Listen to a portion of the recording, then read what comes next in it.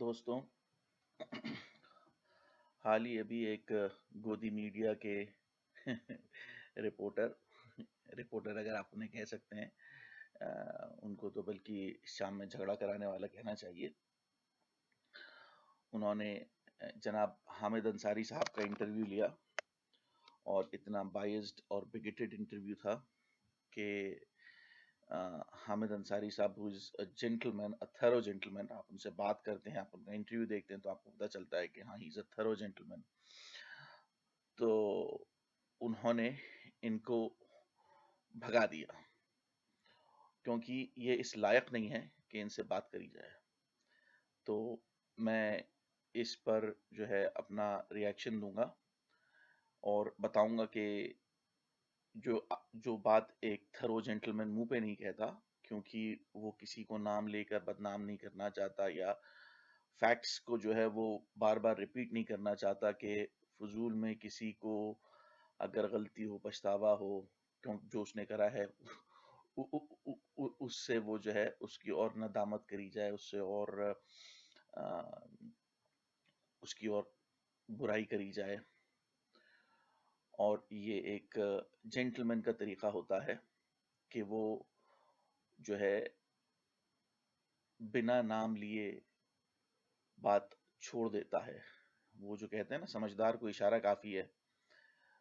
वो इनके बारे में तो कह नहीं सकते क्योंकि समझदारी तो इनके यहाँ पे अगर है भी तो वो मोदी ने खरीद ली है। गोदी मीडिया ये लोग कहलाते हैं और कह रहे हैं कि मैं गोदी मीडिया नहीं हूँ, बल्कि जी तो खुद गोदी मीडिया है क्योंकि उसका मालिक बीजेपी का जो है एमपी है। तो आ, इनका ये कहना कि it's a bit of irony के मैं गोदी मीडिया नहीं हूँ। तो चलिए शुरू करेंगे।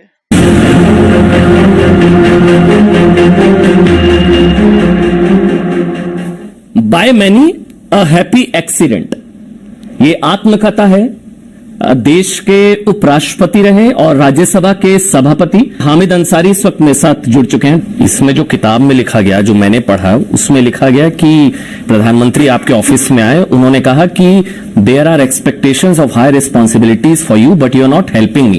प्रधानमंत्री ने कहा कि आप उनकी मदद नहीं कर रहे। Via bills not being passed in the दिन, मतलब प्रोसीजर को फॉलो करने से रोकने के लिए क्या प्रधानमंत्री ने आप पर दबाव बनाया कि शोरगुल में, हंगामे में बिल पास करिए? मैं इसको दबाव नहीं कहता हूं, इसलिए कि प्रधानमंत्री जी से, मोदी जी से इंडिविजुअली मेरे बड़े अच्छे संबंध रहे जब वो चीफ मिनिस्टर से, तब भी। लेकिन ये चीज उनको असहज कर सकती है। हाँ, ये जो भी चीज इनके मालिक को असहज करेगी, ये तो उस पे बोलेंगे ही बोलेंगे, क्योंकि इनको दाना ऑलरेडी डाल चुके हैं मोदी जी। हो सकता है उनका पॉइंट ऑफ व्यू दूसरा हो, समझे आप? देखिए, कोई जरूरी नहीं है कि हर बात में हम और आप सहमत हों। ठीक बात। देखिए, हामिद अंसारी साहब ने कितनी अच्छे तरीके से जो है उस बात को समझाया है।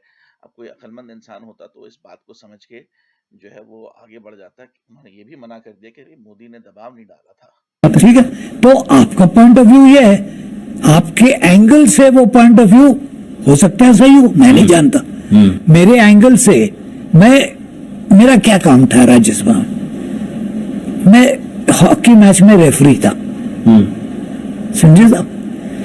बहुत करीब से खेल देखता था जी, समझे? मुंह में एक सीटी लगाए रखता था, जेब में रूल बुक रखता था, है? और येलो कार्ड भी रखता था, रेड कार्ड भी रखता था। अगर खेल ठीक हो रहा है तो सिटी की जरूरत नहीं है, अगर फाउल होता है तो सिटी बजानी पड़ती है। यहाँ पर देखिए कितने अच्छे से समझा रहे हैं कि एक स्पीकर जो होता है, जो राज्यसभा का, उसका क्या रोल होता है हाउस के अंदर। तो चेयर का काम, कोई भी चेयर। ये क्यों कहा प्रधानमंत्री ने? आप भाई क्यों कहा मुझे नहीं मालूम। क्योंकि प्रधानमंत्री चाहते थे कि पार्लियामेंट्री प्रोसीजर्स को छोड़कर जो है वो अंसारी साहब जो है, जो उनके पास बिल्स आ रहे हैं वो उनको पास कर दें, और अंसारी साहब नहीं कर रहे थे। मोदी साहब के लिए प्रोसीजर को साइड में रखना कोई बड़ी बात तो नहीं है। उनके पूरे जो फेमिनिस्टियल करियर है, जो हमने ज़्यादा करीब से देखा है, उसमें उन्होंने यही करा है। मैं समझाने की कोशिश कर रहा हूं आपको कि पॉइंट ऑफ व्यू क्या होता है, समझे? नहीं, अगर प्रधानमंत्री आपने अपनी किताब में लिखा है, देखिए फिर से प्रधानमंत्री क्यों, क्योंकि प्रधानमंत्री इनको पैसे देते हैं, इनके ये जो है उनके टुकड़ों पे पलते हैं। प्रधानमंत्री आए, अरे तो प्रधानमंत्री आए तो क्या हुआ भाई, वो भी तो वाइस प्रेसिडेंट है, कोई पूंजिया तो नहीं है ना। से नहीं लिखा है कि आप कह रहे हैं कि प्रधानमंत्री ने कहा कि शोर शराबे हंगामे में बिल पास क्यों नहीं हो रहे? देखिए शायद उनके क्योंकि प्रधानमंत्री को शायद मालूम नहीं है कि दिन में बिल पास नहीं करने चाहिए। पार्टी के लोगों ने उनको नहीं बताया हो, इसलिए कि उनसे पहले की बात है कि ये एग्रीमेंट हो गया था यूपीए के जमाने में कि दिन में बिल नहीं पास होता था अगर कंसेंसस नहीं है तो। अच्छा, दिन में मतलब कोई बिल नहीं हुआ? नहीं, यहाँ पे कह रहे हैं अगर कंसेंसस नहीं है तो दिन में बिल पास नहीं होगा। अगर दिन है लेकिन कंसेंसस है, मतलब इट इज अपरेंट कि सारी पार्टीज जो हैं वो इस बिल की तरफ हैं, खाली 4-5 लोग दिन एक शोर मचा दिया है, तो उस हालात में इस बिल को, इस रूल को साइड रखा जा सकता है। इसलिए हंगामे में कोई बिल पास नहीं हुआ। ये एग्रीमेंट हो गया था, ये रूल मैंने बनाया था, और जब Jaitley ji was leader of opposition 2007 में, 2007 के बाद उसमें डेट ठीक है ना, 7 और 12 के बीच में ये रूल बना था और जेटली जी ने वेलकम किया था। सरकार खुश नहीं थी, इसलिए कि सरकार का पॉइंट वही होता है कि बिल्स को बुलडोज करना चाह रही थी सरकार। बुलडोज लफ्ज जरा सख्त है, समझे, जितने जल्दी से जल्दी हो सके, लेकिन पार्लियामेंट्री प्रोसीजर को फॉलो नहीं, ये कह सकता हूँ, जरा सा शॉर्टकट करने के। क्योंकि मेरे पास एक फिगर्स थी हामिद अंसारी, अगर मैं आपसे शेयर कर पाऊं, इसमें बताया गया कि 2007 से 2014 के बीच, बल्कि आप 17 तक 17 बिल 14 मिनट से कम समय में पास हुए। अभी देखिए, अभी बात हो रही थी कि कितने शोरगुल में पास हुए, और अब बात हो रही है कि कितने वक्त में पास हुए। अब ये जो बहुत सारे एग्जाम्पल देंगे कि 1 मिनट में पास हो गया, 2 मिनट में पास हो गया, अक्सर क्या होता है कोई बिल जो आता है उसमें खाली 1 लाइन का अमेंडमेंट होता है, और उस 1 लाइन में के अमेंडमेंट के लिए आपको 3 घंटे डिबेट नहीं करनी है, उसमें उसको आप 1 मिनट में भी पास कर सकते हैं। क्योंकि कोई 2 लाइन का अमेंडमेंट है, 1.5 लाइन का अमेंडमेंट है, उसको आप 1-2 मिनट में पास कर सकते हैं। उसमें इतना हंगामे की या उस पर डिबेट की जरूरत है ही नहीं। लेकिन ये बात इनको कौन समझाएगा, क्यों? क्योंकि ये या तो कमाकल हैं, या जो कमाकल तो मैं नहीं कहूंगा क्योंकि कमाकल नहीं लगते ये, लेकिन हाँ, पैसा खाए हुए हैं। इनके जो पैसे आते हैं, जो इनको पैसे देता है, वो इनसे एक प्रोपेगेंडा चाहता है, और ये उस प्रोपेगेंडा में बंधे हुए हैं। ये गोबल्स के चेले सारे के सारे हैं। हो सकता है 13 बिल 4 मिनट में पास हुए, और वो 13 बिल जो 4 मिनट में पास हुए, वो कौन से बिल थे? उसमें कितना अमेंडमेंट था? उसमें कितने डिस्कशन की जरूरत थी? इस पे तो कोई बात ही नहीं करनी है, बस बोल देना है। मिनट में भी 1 मिनट से भी कम समय में कई बिल इस तरह के पास हुए हैं, 2 मिनट वाले भी हैं, और ये सब आपके कार्यकाल में भी हैं सर? मैं हुए होंगे, मुझे नहीं याद है, मेरे प्रोसीडिंग्स देखूंगा तो बता दूंगा। तो हंगामे में बिल पास हुए? देखिए हंगामे, देखिए फिर उन्होंने पहले भी हामिद अंसारी साहब कह चुके हैं कि हंगामे में बिल अव्वलीन तो पास हो सकते हैं अगर कंसेंसस है। अगर कंसेंसस नहीं दिख रहा है तो दिन में बिल पास नहीं होते। बिल पास कैसे हुए? 2-2 मिनट में, अगर गलत हुआ तो गलत। अभी देखिए फिर ये शोरगुल दिन के, मतलब शोरगुल के मामले से फिर टाइम के मामले पे आ गया। दोनों अलग अलग चीजें हैं, और ये दोनों उनको मिक्स कर रहा है, और ये जानबूझ के कर रहा है, क्योंकि मुझे नहीं लगता ये आदमी इतना बेवकूफ है।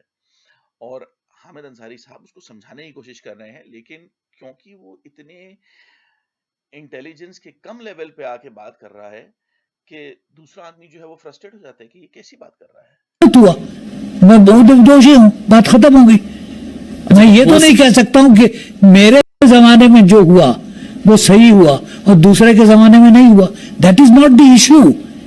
नहीं, मैं समझा नहीं। तो फिर ये आपने जो किताब में लिखा कि प्रधानमंत्री ने ऐसा आपको कहा, तो आप खुद कह रहे हैं कि हाँ मेरे कार्यकाल में भी ऐसी चीजें हुई। उसके आगे मैं क्या कह रहा हूं जी आगे पढ़िए। जी, उसमें लिखा हुआ है।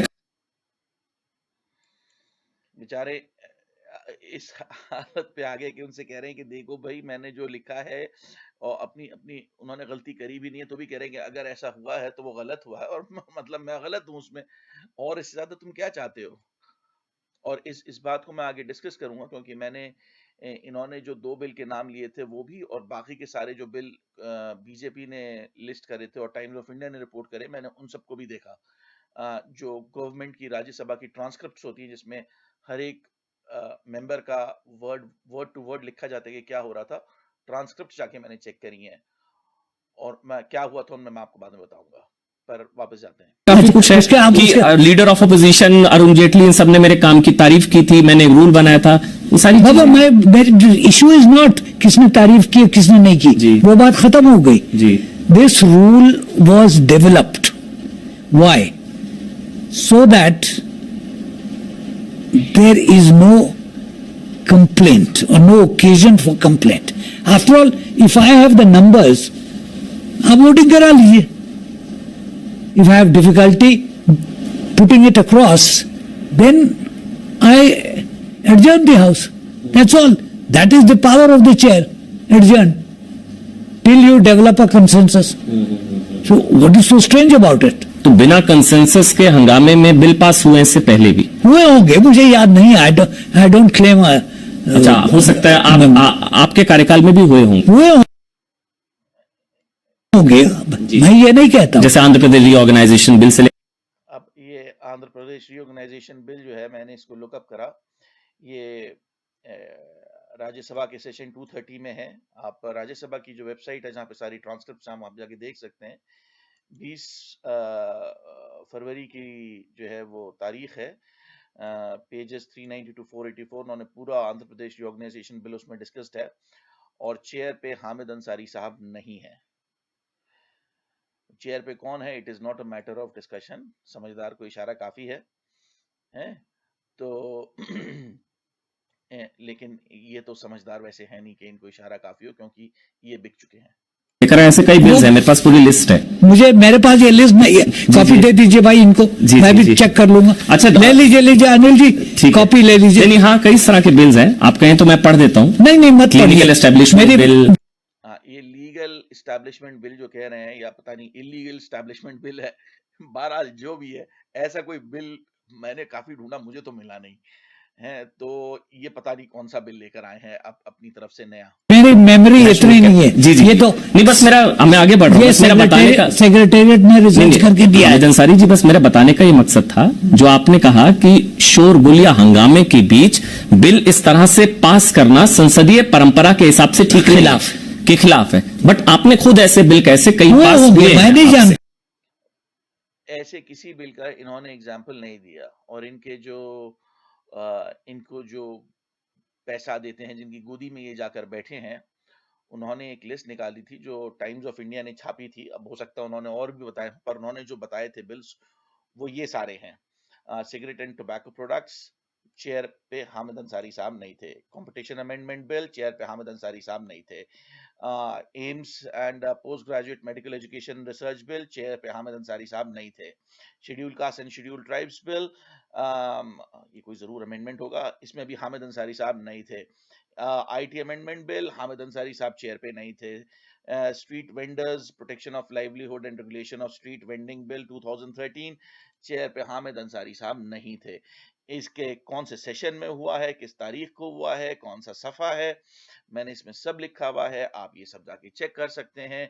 इनके हो सकता है मैं लिंक भी दे दूं, पर ये सब राज्यसभा की वेबसाइट पे ट्रांसक्रिप्ट्स में अवेलेबल हैं. तो ये भी झूठे, और इनको जो जिनकी गोदी में ये बैठे हैं जाकर, वो भी झूठे. सब के सब झूठे हैं, और फजूल में ऐसा इल्जाम लगा रहे हैं कि हामिद अंसारी साहब ने जैसे कोई बिल पास करा हो जो कि शोरगुल में विदाउट कंसेंसस था. ये सारे जो एग्जाम्पल्स दिए हैं जिनकी गोदी में ये बैठे हुए हैं उन्होंने, वो सारे एग्जाम्पल्स जो हैं उसमें चेयर हामिद अंसारी साहब नहीं थे। जाके ये चेक कर सकते हैं। आपकी किताब में कुछ अंश जो मेरे को समझ में आए, आपने इसमें एक सेकुलरिज्म को लेकर मेरे को बड़ा इंटरेस्टिंग लगा। आपने लिखा the term secularism itself has almost disappear from the governments official vocabulary. आपको ऐसा क्यों लगता है कि सेकुलरिज्म, मुझे नहीं मालूम, ये उनका, आपने अगर लिखा है तो मैंने लिखा है में नहीं है। As a citizen I look at it, I find that something which was very much a part of our vocabulary, public and political, doesn't seem to be. अभी अगर मैं रिसर्च करूं तो मैं आपको बता दूंगा कितनी बार ये शब्द इस्तेमाल हुआ है। अब ये देखिए, ये कह रहे हैं कि जो गवर्नमेंट की वोकैबुलरी है, जो मिनिस्टर स्टेटमेंट देते हैं, जो पार्लियामेंट में डिस्कशन होता है, जो गवर्नमेंट की तरफ से बयानबाजी होती है, उसमें वर्ड सेक्युलर इस्तेमाल नहीं होता। गवर्नमेंट, प्राइम मिनिस्टर और बाकी के जो काउंसिल ऑफ मिनिस्टर्स के मिनिस्टर्स हैं, वो लोग जब स्टेटमेंट्स देते हैं, जब बयान देते हैं, तो वो लोग लफ्ज सेक्युलर का इस्तेमाल नहीं करते। वो नहीं कहते कि हम सेक्युलर हैं। अगर वो ये बात नहीं कह रहे तो जाहिर बात है ये पूछना कि साहब आप वो वर्ड इस्तेमाल नहीं हुआ, इसका क्या सबूत देंगे? अरे जब इस्तेमाल ही नहीं हो रहा है तो उसका हम क्या सबूत दें? हैं? जब वो आप उसको पहले की गवर्नमेंट से कंपेयर करना पड़ेगा कि भाई पहले की गवर्नमेंट में कितना उसको इस्तेमाल होता था। और हमें सबको याद है कि हम लोग खूब सेक्युलर लफ्ज का इस्तेमाल करते थे पार्लियामेंट में। मिनिस्टर्स जो है सब लोग बोलते थे कि हम लोग सेक्युलर कंट्री हैं, सेक्युलर कंट्री हैं। अब कोई भी नहीं बोलता। तो उनका पॉइंट जो है वो बिल्कुल ठीक है। कितनी बार नहीं इस्तेमाल हुआ। सेकुलरिज्म का मतलब आप क्या आप समझाना चाहते हैं? मतलब ऐसा नहीं है कि सर, जैसे आपने कहा कि सेकुलरिज्म गवर्नमेंट की वोकैबुलरी में अब नहीं रह गया है, तो मैं ये आपसे पूछ रहा हूं, मतलब ऐसा नहीं था सेकुलरिज्म जैसे वन साइडेड था, धर्मनिरपेक्षता जैसे वन साइडेड था, अभी हाल की। बिल्कुल, ये बात इन्होंने सही कही कि इंडिया का सेक्युलरिज्म जो है वो वन साइडेड है। ऐसा मुल्क जहां पर 2% आईएएस आईएफएस ऑफिसर्स जो हैं वो मुस्लिम्स हैं और मुस्लिम्स की तादाद 14% है, जहां आईपीएस आईएएस 3% है, आर्मी ऑफिसर्स 4% है, जजेस 2% है, सीनियर जजेस आई मीन 2% है मुस्लिम्स। ये सारी मुस्लिम्स की परसेंटेजेस बता रहा हूँ जो सचर कमीशन में आई हैं। तो जहां पर जो अर्बन अर्बन मुस्लिम है वो अर्बन शेड्यूल कास्ट से भी पुअर है। जहां पे मुस्लिम जो है कई जगह तो शेड्यूल कास्ट से भी पीछे है पढ़ाई में। तो उस मुल्क में सेक्युलरिज्म जो है वो वन साइडेड ही है। वो सारा हिंदुओं की तरफ है, मुसलमानों की तरफ नहीं है। मुसलमान तो बहुत पीछे छूट गया है। और ये जो अब बात कहेंगे ना तांडव वगैरह की, ये सब बकवास बात है।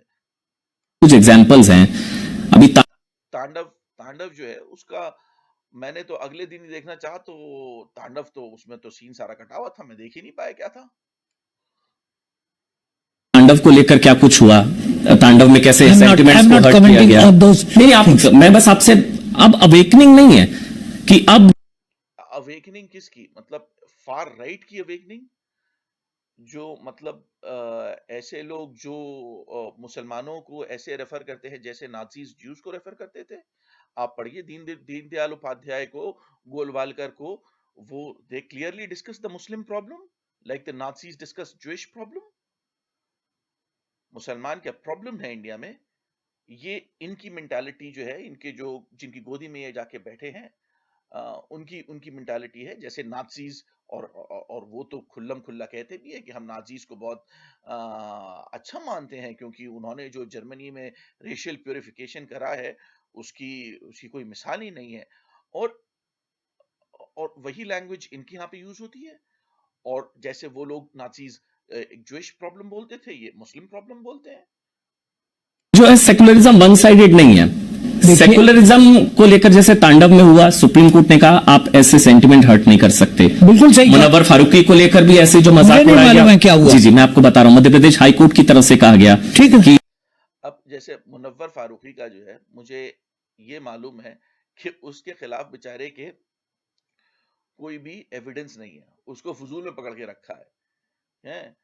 पुलिस ने खुद बयान दिया है कि उसके खिलाफ कोई एविडेंस नहीं है, हम इन्वेस्टिगेट कर रहे हैं। और अगर खैर ये बात सच्ची है कि क्यों हिंदूज के भी सेंटिमेंट्स को हर्ट करना, नहीं करना चाहिए। किसी के भी रिलीजियस सेंटिमेंट को हर्ट नहीं करना चाहिए। अभी कुछ दिन पहले मैं एक और सहाफी साहब का वीडियो देख रहा था, वो कह रहा था कि वो कह रहे थे कि हम या तो फ्रांस में जाएंगे या फिर हम पता नहीं अफगानिस्तान का या पाकिस्तान का उन्होंने नाम लिया, हम किस तरफ जाना चाहते हैं। तो मैंने उनके उसमें कमेंट करा था, भाई हमारे पास चॉइस फ्रांस की और पाकिस्तान की नहीं है, उसके बीच में भी बहुत सारे पॉइंट्स हैं। सिंगापुर एक पॉइंट है, ब्रिटेन एक पॉइंट है, और भी बीच में पॉइंट है जहाँ पे रिस्पॉन्सिबल मीडिया रहता है या रेगुलेटरी फ्रेमवर्क ऐसा रहता है जो नहीं कर सकते। जैसे रिस्पॉन्सिबल मीडिया का एग्जांपल यूके है। यूके में कभी भी जो प्रेस है उसने एक माइनॉरिटीज के जो है रिलीजन का मजाक नहीं उड़ाया है। जो something that they don't like, they don't do it. हालांकि इस्लाम को चैलेंज जो है वो यूके में बहुत करते हैं, लेकिन उसकी मौकरी नहीं करते। और एक सिंगापुर का रेगुलेटरी फ्रेमवर्क है, वो भी हो सकता है, विच इज जिसके लिए आप देखिए फेसबुक वालों को उन्होंने कैसे आड़े हाथ लिया था। जो उनकी कमेटी थी उसकी यूट्यूब पे बहुत सारी आपको वीडियोस मिल जाएंगी। कोई वो 30 जो है शायद वीडियोस हैं उनकी। तो अगर किसी के रिलीजियस फीलिंग को हर्ट नहीं करना चाहिए, कोई मौकरी नहीं होनी चाहिए। क्रिटिसिज्म और मौकरी में फर्क है, और मैं समझता हूँ क्रिटिसिज्म ठीक है, मौकरी ठीक नहीं है। और अगर कोई मौकरी कर रहा है तो उसको रोकना भी चाहिए। और अगर उसने मतलब हिंदुस्तानी कानून के हिसाब से अगर वो उसको फिर कन्विक्ट हो जाता है तो सजा भी मिलनी चाहिए। तो और ऐसे कई एग्जाम्पल्स हैं। अब चीजें बदल रही हैं, अवेकनिंग है। अवेकनिंग नहीं है ये अवेकनिंग नहीं है, ये वेंजेंस है। बहुत फर्क है कि आप ये कहें कि we have to find a solution to Muslim problem, और आप ये कहें कि we are a secular country. इन दोनों में बहुत फर्क है। ये अवेकनिंग नहीं है। आरएसएस का हमेशा से एक ही एजेंडा रहा है कि किसी तरह से हिंदुस्तान के मुसलमानों को दबा के रखना है। इनके जो राइट्स मिले हुए हैं कॉन्स्टिट्यूशन में, इनको कॉन्स्टिट्यूशन भी इसीलिए खटकती है क्योंकि कॉन्स्टिट्यूशन में मुसलमानों को राइट्स मिले हुए हैं, और ये चाहते हैं कि इनके वोटिंग राइट्स, इनके एजुकेशन राइट्स, इनका हर राइट छीन लिया जाए इनसे। इतने घटिया किस्म के लोग हैं कि जब मुसलमानों की हुकूमत थी तो मुसलमानों ने जो हिंदू थे या और रिलीजन्स थे, उनके कस्टम्स और ट्रेडिशंस और लॉज नहीं बदले। उनको उनके कस्टम्स, रिलीजन्स, लॉज को फॉलो करने दिए, क्योंकि इस्लाम तो यही कहता है कि भाई जो भी दूसरी कम्युनिटी है, let them follow their law. और ये लोग जो हैं इतने घटिया सोच वाले हैं, ये चाहते हैं कि ये अपनी मर्जी के लॉज हम पे एनफोर्स कर दें। तो ऐसा तो नहीं होना चाहिए। वन साइडेड था शायद सर। सुनिए, ये आपका व्यू है, I respect your view as a citizen. जी समझे साहब, but the crucial point is, if you had read my book carefully, you would have seen that most of my this thing on the subject, commentary on the subject, emanates from the Bommai judgment. Bommai judgment is a Supreme Court judgment. Bommai ji, उसको देख लीजिए, मैंने उसके आगे कुछ नहीं कहा है. I have not written. इन्हें बोम्मई जजमेंट के बारे में कुछ नहीं मालूम, खाली इनको ये मालूम है कि उनका नाम एसआर बोम्मई था. ये साहब जो ये नहीं जानते कि टैगोर का नाम ठाकुर था. खैर मेरी भी जुबान पे टैगोर चढ़ा हुआ है, लेकिन मुझे मालूम है कि उनका नाम ठाकुर था, रविंद्रनाथ ठाकुर है. तो ये साहब जो हैं बस चुपचाप जो है खेल रहे हैं, क्योंकि इनको नहीं मालूम बोम्मई का जजमेंट क्या था. Something which is other than it's not my invention. It's a Supreme Court ruling. I have also said that what went wrong beyond that. So, for example, an otherwise very eminent judge said about a particular religion that it is a way of life. Yes. My question is, which religion is not a way of life? 1995 Supreme Court judgment. Yes, you're right. Which religion is not a way of life? बताइए मुझे. Is Judaism not a way of life? Is Islam not a way of life? Is Christianity not a way of life? Is Buddhism not a way of life? So, after all, judges are very eminent people, but they are not infallible. मैं बस समझना चाह रहा था, धर्मनिरपेक्षता मतलब एक minority की अपीजमेंट तो नहीं होती ना धर्म ने ये फिर माइनॉरिटी अपीजमेंट पे आ गए. अभी अभी मैंने बताया भाई, हिंदुस्तान में 15-14% मुसलमान है, उसमें से 2% आई है, लेकिन सिर्फ 2% IFS हैं, IAS सिर्फ 3% है, IPS 3% है, आर्मी में ऑफिसर्स 4% हैं, सीनियर जजेस जो हैं वो सेशंस कोर्ट के जो जजेस होते हैं वो 2% हैं, जो मुस्लिम्स IIT और III वगैरह में है वो कोई 3 या 4% हैं. हर जगह एजुकेशन में, गवर्नमेंट जॉब्स में सच्चर कमेटी की रिपोर्ट देखिए ना आप. हैं मुस्लिम्स हर जगह इतना पीछे है कि जिसकी कोई हद नहीं.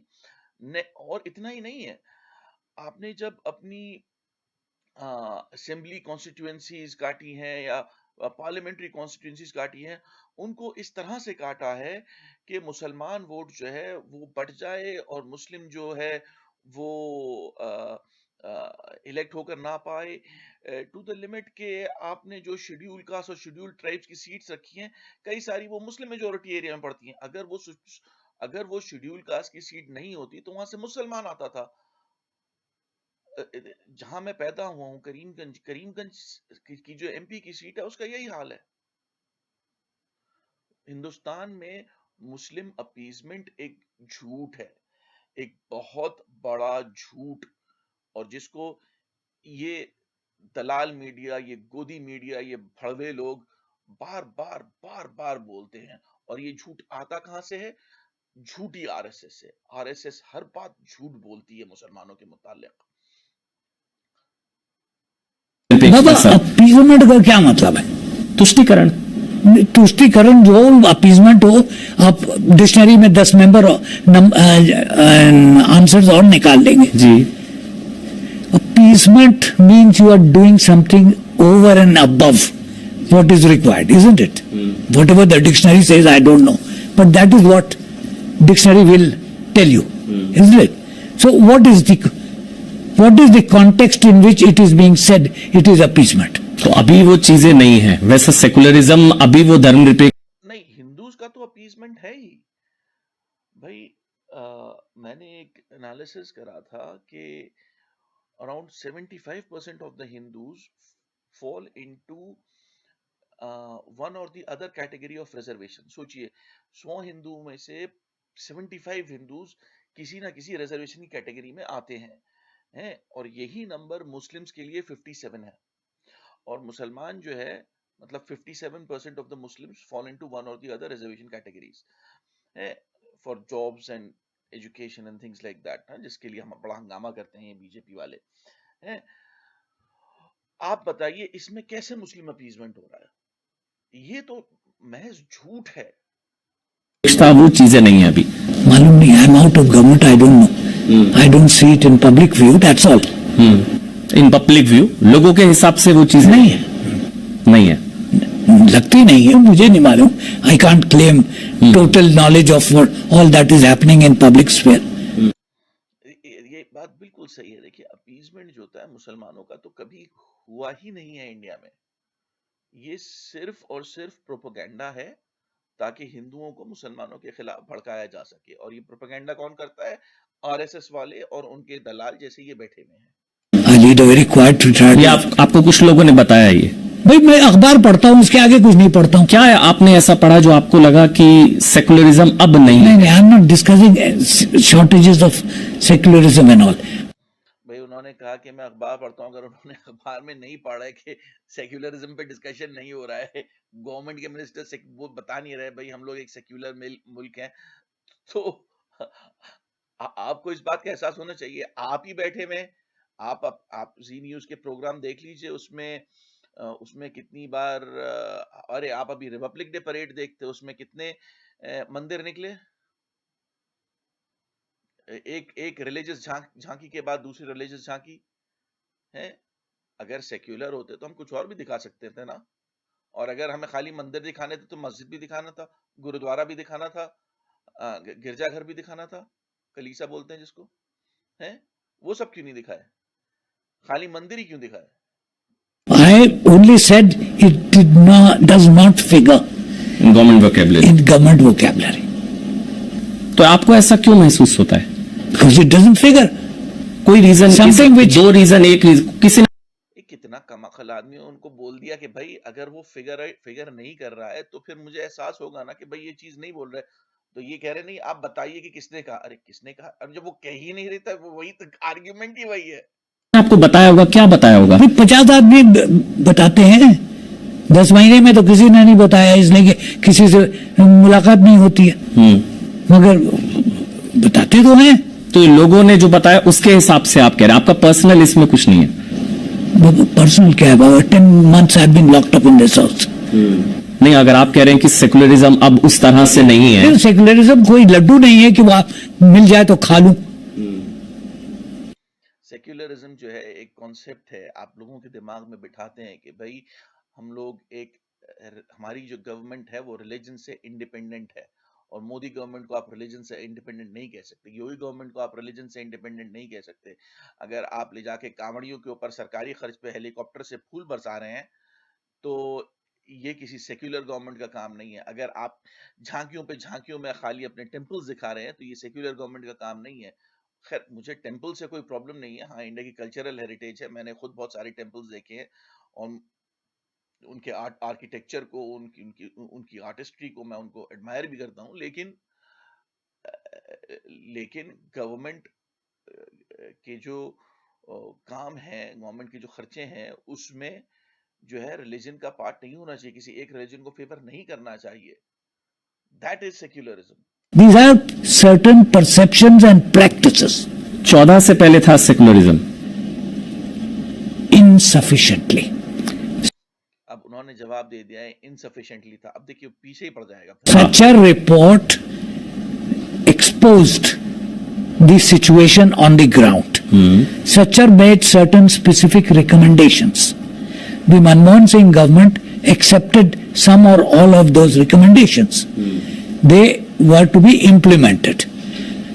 It is our normal practice that what is accepted by the central government, not everything is implemented by the central government. It is implementation is at the level of states. Okay? तो ऐसा नहीं है कि मुस्लिम की appeasement is secularism है, वो नहीं है। मुसलमान की अपीजमेंट ही कहाँ हो रही है जो उसको सेक्युलर की डेफिनेशन में ला रहे हो? मुसलमानों को तो दबाया जा रहा है। मुसलमानों के पास आईएएस ऑफिसर्स नहीं है, आईपीएस ऑफिसर्स नहीं है, फॉरेन सर्विसेज में वो नहीं है, जजेस वो नहीं है, आर्मी में वो नहीं है। गरीब मुसलमान सबसे ज्यादा है, अर्बन पुअर तो शेड्यूल कास्ट से भी पुअर है। और आपके आईआईटी में नहीं है, मेडिकल कॉलेजेस में मुसलमान नहीं है। तो ये अपीजमेंट है? अगर ये अपीजमेंट है तो भैया ये अपीजमेंट तुम अपने पास रखो, हमें जो तुम ले रहे हो नॉर्मल वो हमें दे दो, तो हमारी भी थोड़ी रिप्रेजेंटेशन बढ़ेगी। हाँ, खुद तो जो है 75% जो है वो हिंदूज का जो है किसी ना किसी 75% हिंदूज किसी ना किसी रिजर्वेशन कैटेगरी में आते हैं और सिर्फ 57% मुस्लिम्स आते हैं। लेकिन फिर भी अपीजमेंट जो है वो मुस्लिम्स का हो रहा है और 75% हिंदूज जो आ रहे हैं उसमें वो अपीजमेंट नहीं है। क्यों? बिकॉज अल्टीमेटली आरएसएस की डेफिनेशन ही ये है कि जो इंडिया का सिटीजन है वो वही है जो जो यहाँ पे पैदा हुआ है और जिसकी पितृभूमि भी भारत है और जिसकी पुण्य भूमि भी भारत है। और इस हिसाब से, इनके हिसाब से सिर्फ 3 ही मुल्क ऐसे हैं जहाँ पर लोग पेट्रियट्स हो सकते हैं। एक तो हिंदुस्तान में, एक फिलिस्तीन में और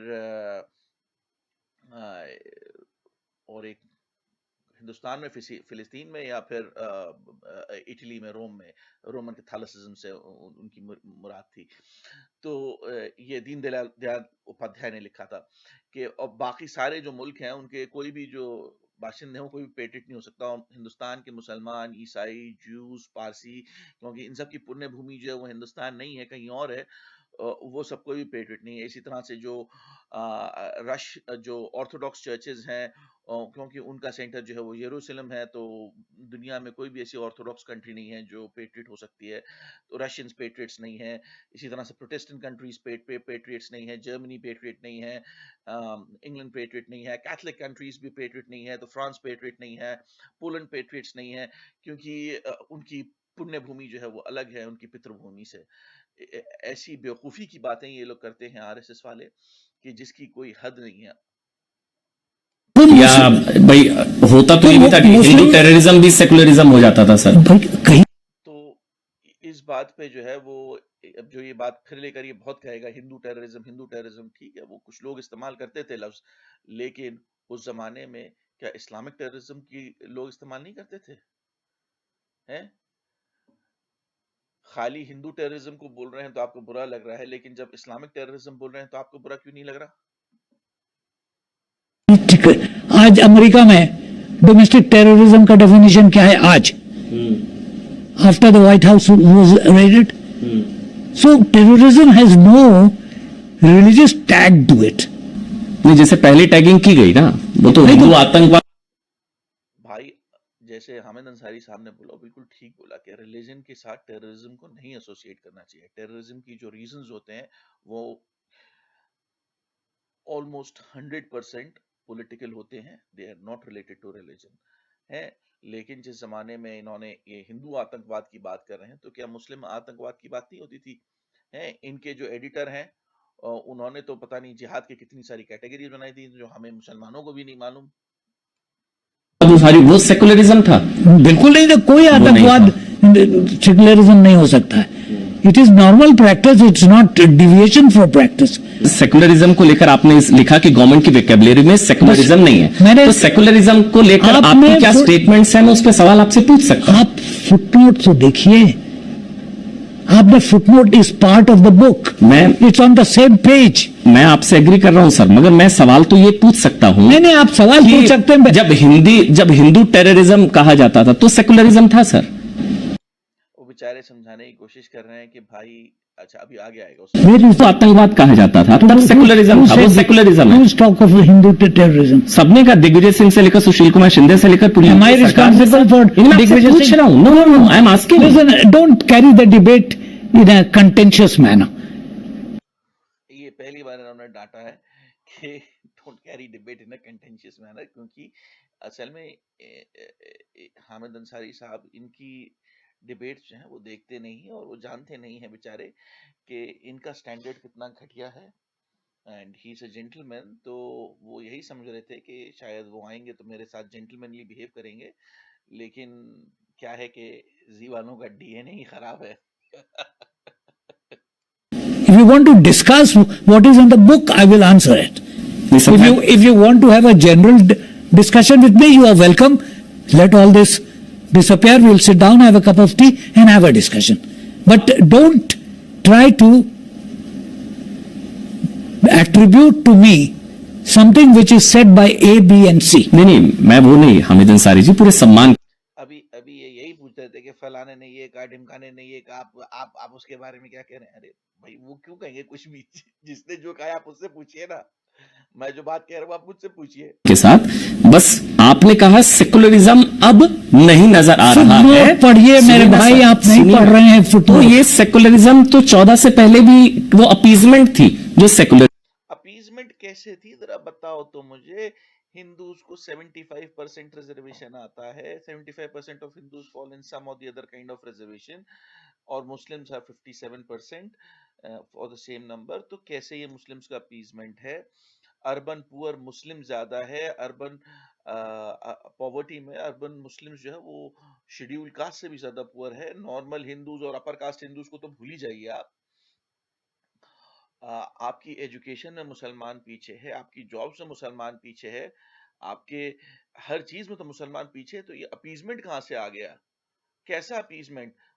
मुसलमानों को जिंदा रखना उनका अपीजमेंट है कि हाँ भाई हम तुम्हें जीने की इजाजत दे रहे हैं, तो इसलिए हम कहेंगे कि तुम तुम्हारा जो है वो तुष्टीकरण हो रहा है और तुम्हें जो है गवर्नमेंट अनड्यूली फेवर कर रही है, क्योंकि एक्चुअली तो तुम्हें मर जाना चाहिए। हिंदुस्तान को तुम्हारी जरूरत नहीं है, तुम्हें तो मर जाना चाहिए, और अगर तुम्हें हम जिंदा रख रहे हैं तो वो तुम्हारा अपीसमेंट है।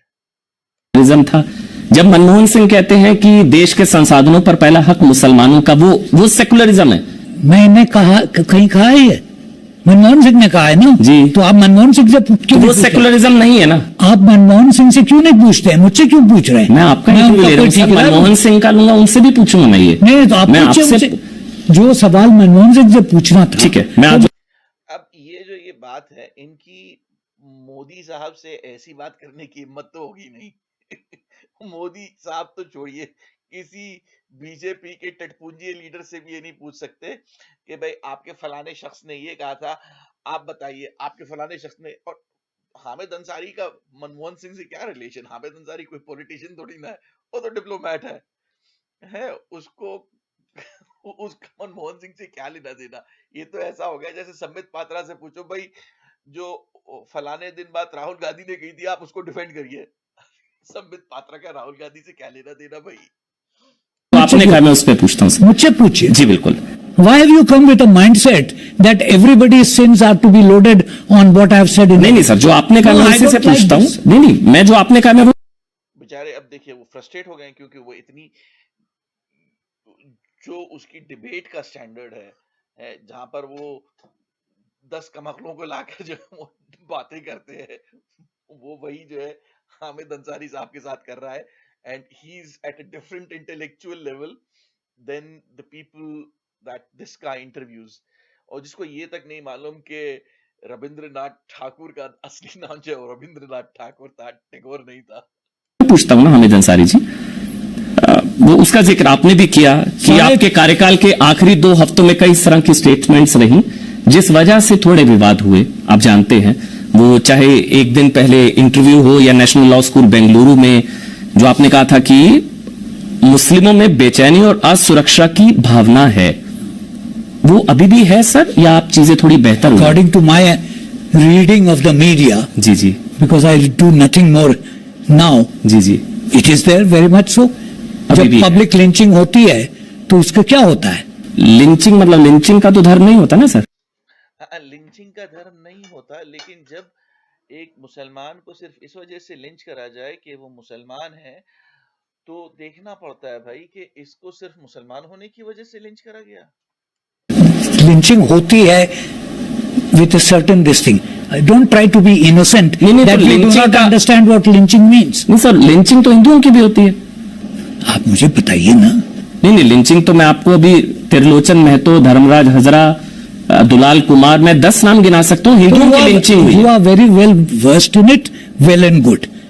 As a good media person, your being well versed on these matters is good. तो आपको ऐसा क्यों लगता है सर कि मुसलमानों में बेचैनी और असुरक्षा की भावना है? ये पहले का स्टेटमेंट था, मुझे लगा शायद अब आपके विचार थोड़े बदले हो। आप कह रहे हैं अभी भी ये चीज है? बिल्कुल है। कोई रीजन, कोई एक वजह की इस वजह से? जब लोग बंद हो रहे हैं, मैं एक स्टेट के मतलब सुनता हूँ, अच्छा, ज्यादा यूपी में, तो क्या है वो, किस वजह से हो रहा है मुझे नहीं मालूम, मगर जिस तरह से यूपी गवर्नमेंट कैसे बिहेव कर रही है, अगर ये जर्नलिस्ट होकर नहीं जानते, क्योंकि एनडीटीवी पे हर रोज हर दूसरे दिन वो आता है कि वहां पे क्या चल रहा है, और खाली मुसलमानों के अलावा ही नहीं, खाली क्राइम की जनरल हालत यूपी में कितनी खराब है, अगर इन्हें नहीं मालूम तो इनको अपने रिपोर्टर होने पे शर्म आनी चाहिए। खैर इनको क्या शर्म आएगी, ये तो वैसे ही गोदी मीडिया है, कभी आदित्यनाथ की गोदी में, कभी मोदी जी की गोदी में। तो यूपी में लोग बंद हो रहे हैं। क्या एक धर्म के लोगों को बंद किया जा रहा है? जी। कहां पे, कौन सा कंटेक्स्ट, किस मामले में? मेरे पास वो लिस्ट नहीं है। किसी के ऊपर लव जिहाद है, किसी पे ट्रिपल तलाक है। अब आपने बड़ा अच्छा रूल बनाया, हाँ जी, जो ट्रिपल तलाक पे, बट ट्रिपल तलाक was never a religiously sanctioned practice. Triple talaq was a bad social practice. Very good, you made the rule, no problem. But what are you doing? What is the implementation of it? अच्छा, triple तलाक पर कानून जो बना उसके खिलाफ, तलाक बिद्दत के खिलाफ, उस वजह से आपको लगता है कि मुसलमानों में असुरक्षा की भावना? No, listen. You are very good at twisting the argument.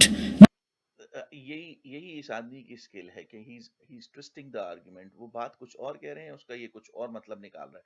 क्यों? क्योंकि इसको पैसे मिले हैं उसके देने के। अगर ये इस तरह की बातें मोदी जी से जाके करेगा ना, तो अगले दिन जी न्यूज जो है वो बंद हो जाएगा या इनको नौकरी से निकाल दिया जाएगा। सर मुझे आप एक वजह तो बताइए, आपको क्यों लगता है मुसलमानों में सुरक्षा की? ये एक जेंटलमैन का तरीका होता है कि वो हर चीज को स्पेसिफाई नहीं करता, बहुत चीजों को छोड़ देता है, because it is already given कि दूसरे को ये पता होगा। है मुसलमान क्यों इनसिक्योर फील करते हैं इंडिया में? इंडिया में लिंचिंग्स हो रही हैं, इंडिया में लॉज पास हो रहे हैं, हिंदुस्तान की पुलिस एसपी जो है मतलब वो खुल्लम खुल्ला कह रहे हैं तुम चले जाओ, हिंदुस्तान के मिनिस्टर्स कह रहे हैं पाकिस्तान चले जाओ, पुलिस कह रही है पाकिस्तान चले जाओ। पुलिस मुसलमानों के साथ दिल्ली राइट्स के बाद उन्होंने उसने क्या करा है सबको मालूम है। यूपी में आदित्यनाथ गवर्नमेंट जो है वो मुसलमानों के साथ डिस्क्रिमिनेशन करती है। It's rampant in the Hindi belt है। अभी जो गौ रक्षण कानून है उसको लाए हैं, वो इसलिए नहीं लाए हैं कि गाय की रक्षा करनी हो, इसलिए लाए गए कि गौ रक्षक को जो है वो एम्प्लॉयमेंट मिलेगा। तो मतलब ये सब तो हो रहा है। गवर्नमेंट जो है वो मुस्तकिल मुस्लिम्स के जो है सप्रेशन के टूल्स देख रही है, भाई कैसे इनको जेलों में डाला जाए, कैसे इनको और परेशान करा जाए। और ये सब जो टूल्स हैं जैसे मतलब सीए है, एनआरसी है, और ये ट्रिपल तलाक बिल है, ये जो काउ स्लॉटर बिल्स आए हैं, ये जो लव जिहाद बिल्स आए हैं, लव जिहाद जिसका कोई मतलब स्टेटस ही नहीं है, उसको जबरदस्ती एक लॉ बना दिया है ताकि बीजेपी अपना जो वोट बैंक है उसको अपील कर सके। और ऐसे मीडिया पर्सन गोदी वाले ये जो है चढ़ चढ़ के प्रोपोगेंडा कर सकें, जैसे गोबल्स हिटलर के लिए करता था। ये आज के गोबल्स हैं। Have a discussion on my book. If you have come with a mindset, आपने कहा मुसलमानों में बेचैनी या सुरक्षा की भावना है, तो ठीक है, अभी भी है। एक वजह बताइए आपको ऐसा क्यों लगता है? मैं जब उस पर डिस्कशन होगा मैं बताऊंगा। मैं पूछ रहा हूँ आपसे, मैंने जितना सीए लिखा की वजह से, आप जिसने राम मंदिर की वजह से, मैं देखिए मैं उस पर नहीं जा रहा, तलाक की वजह से, मैं उस पर नहीं जा रहा, लव जिहाद, I am not going on that, I am giving you public perceptions. या परसेप्शन के बेसिस पे आपने इतनी बड़ी स्टेटमेंट दी और फैक्ट्स कुछ नहीं है। You are marvellous. वाकई में ये जो बात कह रहा है कि सब परसेप्शन पे दी है, फैक्ट्स कुछ नहीं है, तो भाई परसेप्शन जो है वो फैक्ट्स के ऊपर ही बेस्ड होता है। और एक पढ़े लिखे इंसान के, काबिल इंसान के, जैसे हामिद अंसारी साहब, आप जैसे आरएसएस के गधे जो हैं वो झूठ के ऊपर अपना परसेप्शन बेस करते हैं। जैसे आप समझते हैं कि मुसलमानों का जो है, आपने कई बार कहा कि अपीजमेंट हो रहा है। कैसा अपीजमेंट है भाई? मुसलमान ज्यादातर अर्बन रहता है और अर्बन मुस्लिम जो है वो schedule caste, Hindu schedule caste से भी गरीब है। ये कैसा अपीजमेंट है कि उसका ये रिजल्ट निकल रहा है? 75% हिंदूज जो हैं वो किसी ना किसी रिजर्वेशन की कैटेगरी में आते हैं, 57% मुस्लिम किसी ना किसी रिजर्वेशन की कैटेगरी में आते हैं। अगर मुस्लिम्स का अपीजमेंट हो रहा होता है तो 90% या 100% मुस्लिम जो होते हैं किसी ना किसी रिजर्वेशन की कैटेगरी में आते और 75% हिंदूज आते। आप करिए मुसलमान को हर कैटेगरी में रिजर्वेशन दीजिए, हम भी देखेंगे। फिर आईएएस मुसलमान नहीं, आईपीएस मुसलमान नहीं, मतलब 1%, 2%, 3% सेशन जजेस मुसलमान नहीं है, आपके ऑफिसर्स डिफेंस फोर्सेस में मुसलमान नहीं है, आपकी जो पोस्टल सर्विसेज हैं, आपकी जो सेंट्रल गवर्नमेंट है, आपकी जो रेलवेज हैं, उसमें मुसलमान सीनियर लेवल पे मुश्किल से 3, 4, 5% है हर जगह। स्टेट जॉब्स का भी यही हाल है। अभी आप वेस्ट बंगाल का नाम ले लेंगे, वेस्ट बंगाल में मैं उस दिन देख रहा था कि वेस्ट बंगाल में जो सच्चर कमीशन के हिसाब से है वो 25% वहां मुसलमान हैं, और लेकिन जो सेंट्रल गवर्नमेंट की जो स्टेट गवर्नमेंट की जॉब्स हैं उसमें जो है वो 5% मुस्लिम्स हैं। तो ये कहां से अपीजमेंट हो रहा है मुसलमानों का? ये कैसा अपीजमेंट है कि जिसके रिजल्ट इतने खराब हैं? इसका तो मतलब एक ही है कि आप मुस्तकिल झूठ बोल रहे हैं। You are absolutely marvelous at sophistry. I'll give you high marks. I'll give you high marks. मुझे एक वजह बताइए आपको क्यों लगता है मुसलमान सुरक्षित है? My dear chap. सर पता है एक चीज मैं बताता हूँ, आज मैं आपका इंटरव्यू करने आ रहा था। हाँ। तो मैंने कुछ लोगों से बात की, सुनिए ना। हाँ। मैंने कुछ लोगों से बात करी, उनका भी नाम बता दीजिए। जी मैं बता दूंगा सर, बता दीजिए, अभी मैं बता बताइए। दूंगा।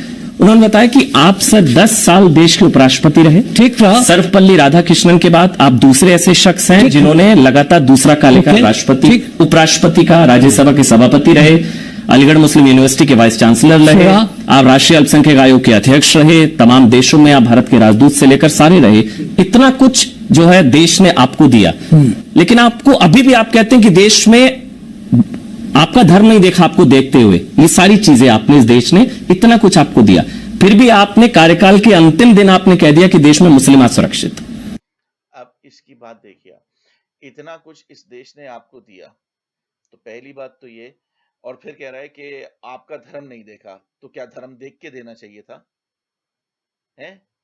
ऑलरेडी धर्म नहीं देखना चाहिए था, तो ये पहले से आर्गुमेंट ही गलत है कि इंडिया ने आपका धर्म नहीं देखा, मतलब आपको एंटाइटलमेंट नहीं था, लेकिन हमने आपका धर्म को नजरअंदाज करा, लेकिन और हमने आपको फिर भी दे दिया, क्योंकि इनकी जो मेंटालिटी है उसमें मुसलमान हिंदुस्तानी तो है ही नहीं, क्योंकि वो उनकी पुण्य भूमि जो है वो मक्का है, और इसलिए हिंदुस्तान का, ये तो कहेंगे पाकिस्तान के मुसलमान भी जो है वो देशभक्त नहीं हो सकते, क्योंकि उनकी जो पितृभूमि है वो भले ही पाकिस्तान है, लेकिन पुण्य भूमि तो अरब है, तो वो भी पाकिस्तानी देशभक्त नहीं हो सकते, क्योंकि इनका लॉजिक ही ऐसा है। तो हिंदुस्तान के मुसलमानों को तो ये मानते ही नहीं है बराबर सिटीजन। इनके दिल में जो वो कांटा है कि भाई मुसलमान जो है इक्वल नहीं है सिटीजन, वो तो है ही, and this statement delivers that कि आपका हमने मजहब नहीं देखा। भाई आप कौन होते हैं कहने वाले हैं? दूसरी बात कि जब इनको वो सारे मिले पोजीशंस जो इन्होंने गिनाई, उस वक्त हिंदुस्तान में एक सेक्युलर गवर्नमेंट थी जो वाकई में लोगों का मजहब नहीं देखती थी, और इन्होंने जब वो स्टेटमेंट दिया तब हिंदुस्तान में गवर्नमेंट बदल गई थी। एक हिंदुत्व वाली गवर्नमेंट आई थी, आरएसएस की गवर्नमेंट, जो शुरू से मुसलमानों को हिंदुस्तान का सिटीजन मानती ही नहीं है, जो ये कहते हैं कि अगर उसकी पुण्य भूमि नहीं है तो वो हिंदुस्तानी है ही नहीं, तो मुसलमान तो है ही नहीं। आप गोलवालकर को पढ़ लीजिए, आप दीनदयाल उपाध्याय को पढ़ लीजिए, ये लोग अपनी अपनी किताबों में यही लिखते हैं। तो जब गवर्नमेंट बदल गई, सिनेरियो बदल गया। सिनेरियो बदल गया तो जाहिरी बात है ओपिनियन बदल जाएगा। ये बात एक जेंटलमैन नहीं कहेगा आपके लिए, लेकिन मैं कह सकता हूं, हामिद अंसारी साहब जैसा जेंटलमैन ही बोलेगा, लेकिन मैं तो सच बोलता हूं, और मुझे किसी को बुरा लगे उससे कोई धेला भर फर्क नहीं पड़ता। हामिद अंसारी साहब को पड़ता होगा शायद, इसलिए उन्होंने आपको ऐसे खरे खरे जवाब नहीं दिए। My dear sir, will you please name the person who told you this? And I'll tell you why. बताइए अगर मैंने गलत कहा है तो। आप कहिए ना, किसने कहा आपसे? मैं बता रहा हूँ आपसे, चलिए मैं आपसे सवाल पूछ रहा हूँ। नहीं बताइए कुछ अगर गलत है तो। आप देश के उपराष्ट्रपति रहे 10 इसमें साल। आपकी मेंटालिटी गलत है और कुछ नहीं है, उसके आगे जाने की जरूरत नहीं है। जो मैंने अभी बात आपको बड़ी एक्सटेंसिवली बताई थी कि इनकी मेंटालिटी कितनी गलत है, कि इन्होंने पहले ये कहा कि भाई मुसलमान, हमने आपका मजहब नहीं देखा, और उसके बाद भेज दिया, आपको इतने बड़े बड़े ओहदे दिए। तो ये जो है इनकी मेंटालिटी बताता है कि भाई इतने बड़े ओहदे हम मुसलमानों को नहीं देते, लेकिन हमने आपको दिए। That is what he is saying. और उस पे जो है वही हामिद अंसारी साहब कह रहे हैं कि भाई अगर, और इन ओहदों के लिए हामिद अंसारी साहब ने मेहनत भी बहुत करी होगी। आप खुद भी जानते हैं, जितने आईएएस और आईपीएस के एग्जाम होते हैं वो आराम से नहीं क्लियर कर सकते। ऊपर से मुसलमानों के खिलाफ तो बिगेटरी भी बहुत है। जब सचर कमीशन की रिपोर्ट आई थी तो उसमें लिखा था कि भाई 5% मुस्लिम जो हैं वो टोटल पूल में आते हैं, जो एप्लीकेंट्स होते हैं, और वो 5% मुस्लिम ही इंटरव्यू स्टेज तक पहुंचते हैं। मतलब अगर 1000 लोगों ने आईएएस आईपीएस के लिए अप्लाई करा है, फॉर्म्स भरे हैं, तो उसमें खाली 50 मुसलमान है, 5% है। और जो 100 लोग इंटरव्यू स्टेज पे पहुंचते हैं उसमें भी 5 मुसलमान हैं, लेकिन जब सिलेक्शन होता है तो वो सिर्फ 2.5% रह जाते हैं। क्यों? क्योंकि सिलेक्शन में आमने सामने होता है। जब तक प्रोसेस ऑटोमेटेड है, लिखा जा रहा है, जवाब लिखा जा रहा है, उसकी आइडेंटिटी नहीं इतनी पता चलती, तो जो है बायस कम है। और ये 5% इतनी सारी स्टेजेस पास करके लास्ट स्टेज, जब फाइनल स्टेज होती है, उस पर पहुंचते हैं तो मुसलमान 5% ही रहते हैं। 5% से शुरू करते हैं, 5% पे ही रहते हैं, और उसके बाद एकदम से 2.5% हो जाते हैं। मुसलमानों के खिलाफ डिस्क्रिमिनेशन इंडिया में रैम्पेंट है, और अगर आप ये बात नहीं मानते और आपको ये नहीं दिखता तो आप अंधे हैं। तो ये गलत सवाल, गलत है। मैं आपको नहीं कहता सही है गलत, but if you have come to do this then you better not. Sir हाँ, मैं कह सकता हूँ हामिद अंसारी जी कि मैं आपकी पुस्तक का प्रचार करने के लिए मैं तो सवाल पूछने आया था। नहीं, आप जरूर प्रचार कीजिए। मैं पुस्तक भाई आपने फिर उनसे कहा क्यों कि भाई ये आप हम आपकी किताब डिस्कस करने आओगे, क्योंकि ऐसी तो वो इंटरव्यू नहीं देंगे ना, इन्होंने कहा होगा। का प्रचार तो नहीं ना, मैं जैसा द बुक शैल स्टैंड और fall on its own, it has been written. बहुत शुभकामनाएं हैं, किताब के लिए बधाई है हामिद अंसारी जी, लेकिन मेरा काम उन्होंने कह दिया नहीं, आपकी बधाई की, आपकी शुभकामनाओं की जरूरत नहीं है, क्यों? क्योंकि आप मनहूस है। अब ये बात हामिद अंसारी साहब नहीं बोलेंगे, मैं बोलूंगा, क्योंकि हामिद अंसारी साहब जो है आप जैसे शरीफों के साथ अलग तरीके से डील करते हैं, और मैं आपके जैसे गोदी मीडिया के साथ अलग तरीके से डील करता हूँ। पुस्तक का प्रचार ना करना है, 70 साल जैसा गोदी मीडिया रहा, मैं वैसा नहीं, मुझे तो सवाल पूछने पड़ेंगे सर। मैं ये कह रहे हैं कि मैं गोदी मीडिया नहीं हूँ, भला बताओ, किसी भी प्रोटेस्ट में चले जाओ, पूछो किसी से भाई जी न्यूज गोदी मीडिया में आता है कि नहीं आता, तो हर एक यही कहेगा कि हाँ गोदी मीडिया में जी न्यूज है। तो सवाल पूछूंगा ना सर, आपने कहा कि मुसलमान असुरक्षित है। गोदी मीडिया तो आपने शब्द यूज किया है, मैंने तो नहीं किया है। नहीं, क्योंकि वो सवाल वो पसंद होगा जो सवाल नहीं पूछ रहा है, जो किताब का प्रचार करेगा। मैं नहीं कर सकता ना हामिद अंसारी जी, मैं तो सवाल पूछूंगा। मैं सिर्फ जो है मोदी जी का प्रचार कर सकता हूं, क्योंकि मैं गोदी मीडिया हूं, और मुझे जो है मोदी जी से बहुत सारा रेवेन्यू आता है। सारे हमारे एड्स मोदी जी से आते हैं, हमारे जो चेयरमैन हैं वो बीजेपी के एमपी हैं राज्यसभा में, और अगर मैं कोई ऐसी वैसी रिपोर्टिंग कर दूं तो मेरी हालत जो है वो पुण्य प्रसून वाजपेयी जैसी हो जाएगी। तो मैं तो बिल्कुल गोदी मीडिया हूं, और मैं तो स्टेटमेंट्स हैं, आप मुझे एक वजह बताइए जिस वजह से आपको लगता है 1 मिनट कि मुसलमानों में असुरक्षा की भावना है। 1 मिनट, जब आपको 1 minute, please let me finish. जी बोलिए सर, बोलिए। Did I invite you for this discussion? नहीं। You came, why did you come? जी, सवाल पूछने के लिए। क्यों? क्योंकि आप उपराष्ट्रपति रहे, मैं सवाल पूछने आया हूं आपसे। किताब को सवाल ना पूछूं, आप किताब सवाल ना पूछूं मैं आपसे। नहीं, आप जैसा कहेंगे मैं आगे बढ़ जाऊंगा। आप किताब को रिव्यू कीजिए। नहीं सर, मैं पुस्तक का प्रचार नहीं करने आया, मैं सवाल पूछने आया हूं आपसे। आपकी इस किताब में ये सारे। मैंने आपको कब बुलाया यहाँ पे? कोई निमंत्रण भेजा? आप उखड़ क्यों रहे हैं सर सवालों से? नहीं, सवाल से नहीं उखड़ रहा हूँ, आपकी मेंटेलिटी से उखड़ रहा हूँ। चलिए ठीक है सर। क्योंकि उनको पता चल गया है, उन्होंने शायद इनकी जो है डिबेट्स वगैरह देखी नहीं कि ये कितने बिगेटेड, एंटी मुस्लिम और जहर फैलाने वाले हैं, और शायद इनको मालूम नहीं था, नहीं तो ऐसे लोगों को तो मुंह भी नहीं लगाना चाहिए। मेरी मेंटालिटी गलत सही, मगर मैं सवाल पूछ लेता हूं अगर आप इजाजत दें। वो इजाजत तुम्हें नहीं दे रहे, उन्होंने पहले ही मना कर दिया, फिर भी आप इजाजत मांग रहे हैं।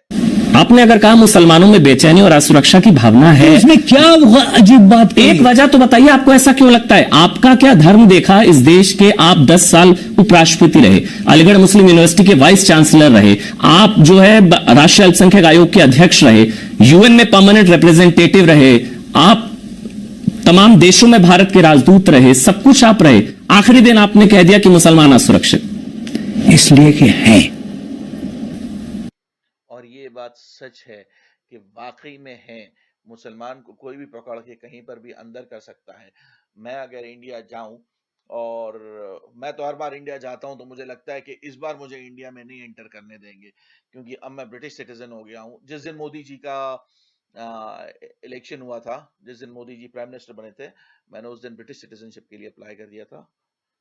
नहीं भाई, अब इंडियन सिटीजन नहीं रह सकते, क्योंकि अब हिंदुस्तान की जो बागडोर है वो एक ऐसे लोगों के हाथ में है जो जो मुसलमानों के बहुत सख्त खिलाफ हैं, उनकी जान और उनकी माल के पीछे पड़ जाएंगे, उनके हुकूक के पीछे पड़ जाएंगे, और आप देखिएगा ये धीरे धीरे होगा। अच्छा है समझे? आप भी? मैंने तो नहीं कहा कि मैं हूँ। क्योंकि आप भी मुसलमान, मतलब आप भी हैं सर। ठीक है, मेरा धर्म मुसलमान है, ठीक है। कोई वजह सर आप बताना चाहे, क्योंकि मैं जानना चाहता हूँ ऐसा क्यों है? मैं आपको बहुत कुछ बता सकता हूँ, उसका एक अलग डिस्कशन होगा। सीए की वजह से आपको लगता है? किसके? सीएए, देखिए ट्रिपल तलाक, ये सब चीजें राम जो हैं, मंदिर। they stand on their own merits. अच्छा, I don't have to comment on it because people more knowledgeable than me have commented on it. आप मुझे एक वजह नहीं दे सकते? मैं कोई वजह नहीं दे सकता हूँ, क्योंकि है नहीं। क्योंकि मैं आपसे बात नहीं करना चाहता। मैं एक वजह आपको, सबसे बड़ी वजह जो दे रहा हूँ वो ये है कि यू हैव अ माइंडसेट। आपने लिंचिंग का यू हैव अ माइंडसेट, ये बेचारे और बहुत शरीफाना तरीके से कह रहे हैं कि तुम जो एक प्रोपेगेंडिस्ट हो, तुम बिके हुए गोदी मीडिया हो, तुम जो है यहाँ पे मेरा इंटरव्यू नहीं करने आए, तुम अपनी जो राइट विंग फिलॉसफी है उसको बढ़ावा देने आए हो, मेरे लफ्जों को तोड़ मरोड़ कर करने से, मेरे लफ्जों को ताकि तुम तोड़ मरोड़ सको, उसके बाद तुम ये सब करना चाहते हो। जिक्र किया सर। हाँ किया। तो लिंचिंग का धर्म थोड़ी ना होता है सर। हाँ, जो लिंचिंग करता है वो तो लॉ एंड ऑर्डर इशू नहीं है। लॉ एंड ऑर्डर इशू है, तो आप क्या करते हैं उसके साथ?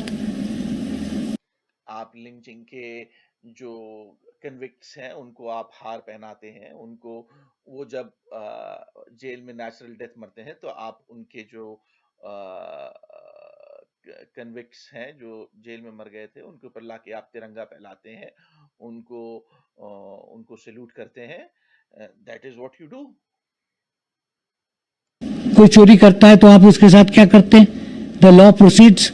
कितने केसेस में लॉ हैज प्रोसीडेड, आप निकालिए आंकड़े। अच्छा, इस वजह से इनसिक्योरिटी है, लिंचिंग की वजह से? Naturally, because for cases which have happened, which should be law and order cases, nothing is being done. I am not going into that. तो सर That's not the एक मिनट, तो sir Hindus में insecurity क्यों? Lynching तो Hindus की भी हुई। क्योंकि हिंदूज की इस वजह से लिंचिंग नहीं होती कि वो हिंदू हैं, उनकी लिंचिंग जो होती है किसी और वजह से होती है, या तो उनकी कास्ट की वजह से होती है या पॉलिटिकल इशू से। मसलन जैसे इन्होंने दुलाल कुमार का नाम लिया था, उसकी लिंचिंग जो हुई थी वो पॉलिटिकल एफिलिएशन से हुई थी, या जो भी हुआ था उसकी, तो आप तो कहते हैं वो सुसाइड करा था। बहरहाल जो भी हुआ था उसको इसलिए नहीं मारा था क्योंकि वो हिंदू है। मुसलमानों को सिर्फ इसलिए मारा जाता है क्योंकि वो मुसलमान है। अब वो बेचारा बच्चा जो है वो जो हरियाणा जा रहा था दिल्ली से, उसको जो है क्या करा था? उसने कुछ भी नहीं करा था, ट्रेन में बैठा हुआ ईद की शॉपिंग करके जा रहा था, उसको मार दिया। क्यों मार दिया? सिर्फ इसलिए क्योंकि वो मुसलमान था। ऐसा किसी हिंदू के साथ तो नहीं होता ना। तो फर्क है, लिंचिंग में भी फर्क है। मुझे नहीं मालूम क्या होती है कि नहीं होती। नहीं सर, फिर एक तरफा हुआ ना। फिर कैसे एक तरफा? बंगाल में लिंचिंग, त्रिलोचन महतो, दुलाल कुमार, धर्मराज हजरा, मैं ये फिर दुलाल कुमार का जो नाम लिया है उस पे अब पुलिस ने कह दिया है कि उसने, उसका जो था वो कुछ सुसाइड या उस तरह से कुछ बोला है, लिंचिंग नहीं बोली है। आपको 10 नाम गिरा दूं केरल में lynching. You are very well versed, समझा? तो सर लिंचिंग का धर्म तो वो तो लॉ एंड ऑर्डर है। तो लॉ एंड ऑर्डर पे एक्शन होता है कि नहीं होता है? जी, जज the government by law and order. तो धर्म देखकर थोड़ी ना सर, लिंचिंग का थोड़ी ना धर्म होता है। तो क्या देख के होता है? क्योंकि लिंचिंग तो हिंदुओं की भी होती है सर। तो वो भी गलत तो है। हिंदू भी इनसिक्योर है मतलब? नहीं, हिंदू इनसिक्योर नहीं है, क्योंकि हिंदुओं की इस वजह से लिंचिंग नहीं होती कि वो हिंदू हैं और उनकी किसी भी बात पे लिंचिंग नहीं हो जाती। हाँ, मुसलमानों की किसी बात पे भी लिंचिंग हो जाती है। वो बेचारे कुछ दिन पहले वो एक वीडियो आया था, वो बिहारी थे, वो अपने कमरे में बैठे हुए थे, घुस गए, उनको खूब मारा पीटा, उनको गौमूत्र पिलाया और गाय का गोबर खिलाया और जय श्री राम कहलवाया। ये कहाँ का तरीका है? कभी किसी हिंदू की ऐसे लिंचिंग हुई है कि उसको मुसलमान पकड़ के ले गए हों और उसको जो है नमाज पढ़वाई हो, उसको मारा पीटा हो, उससे कहा हो कि अल्लाह अकबर बोलो? ठीक हो सकता है इंस्टिट्यूट। अच्छा, और जो इनका पॉइंट है हामिद अंसारी साहब का, ये तो खैर मैं अपनी तरफ से बोल रहा हूँ, लेकिन हामिद अंसारी साहब का पॉइंट ये है कि उसके बाद गवर्नमेंट जो है कोई फॉलो अप नहीं करती है। जहाँ पे कन्विक्शंस भी हो जाते हैं, वहाँ पे जाके गवर्नमेंट के मिनिस्टर्स जो हैं वो गवर्नमेंट के मिनिस्टर्स जो हैं वो उनको सपोर्ट करते हैं, उनको मालाएं पहनाते हैं। आप ये सोचिए, वो एक छोटी सी बच्ची थी कश्मीर में, 8 साल की, कठुआ में, उसको मंदिर के अंदर जो है रेप करा बेचारी को, कितने दिनों तक उसका मुस्तकिल रेप करा। उसके बाद लोगों को मेरठ से बुलाया गया कठुआ, सोचिए कि तुम भी आओ, तुम भी रेप करो, हैं। और उसके बाद बीजेपी वाले रेपिस्ट के फेवर में जो है वो जुलूस निकालते हैं। ये कहाँ की इंसानियत है? ये तो बहुत ही घटिया किस्म के लोग हैं जो आजकल हिंदुस्तान पे राज कर रहे हैं। भला बताइए, आप रेपिस्ट के फेवर में कर रहे हैं मार्च, और वो भी ऐसे जिन्होंने एक 8 साल की बच्ची का 3-4 दिन तक मुस्तकिल रेप करा। आप लोगों में क्या माँ बाप नहीं है? आपकी 8 साल की बच्ची नहीं है?